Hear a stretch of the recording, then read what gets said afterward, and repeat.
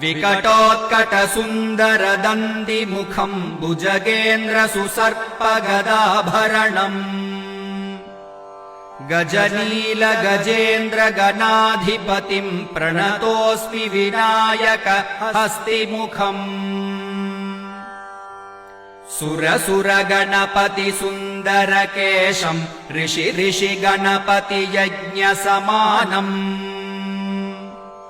भव गणपति पद्मशरीरम् जय जय गणपति दिव्य नमस्ते